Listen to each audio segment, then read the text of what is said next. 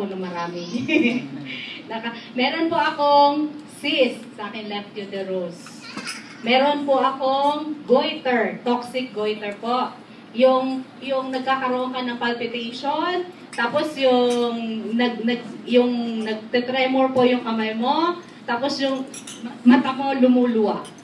Tsaka ikaw ay nagiging payat.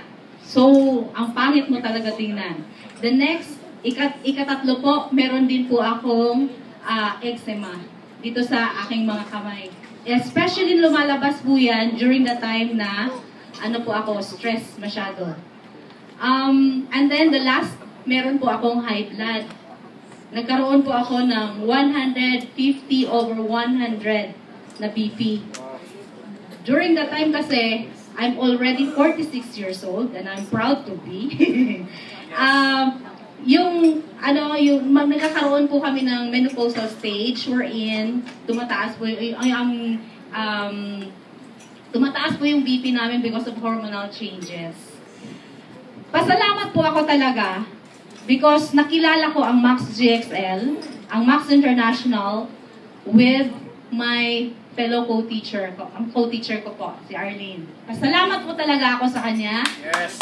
Dahil po sa kanya, yung aking cyst, kasi nag-bleeding po ako ng 18 days, dire-diretso po. It was found out, meron akong cyst sa aking left uterus.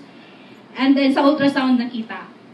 And when I took Max GXL, 3 in the morning, 3 in the afternoon, after 2 months of taking Max GXL, after 3 consecutive na ultrasound, the third, wala na pong cyst ko. Yes! Then lately, last May, nagpa-check po ulit ako ng TSH, T3, T4, and the result, wala na po ang aking toxic goiter. And ang yung eczema ko, wala na. Diba? And lastly, yung BP ko, nagpaano po ako sa SM po, Bacolod. Ano po ito? Rotary Club of Bacolod. Ang result, 120/70. Diba?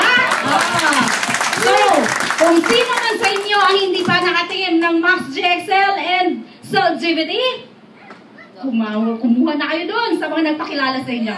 Yes. Go ahead. Thank you very much.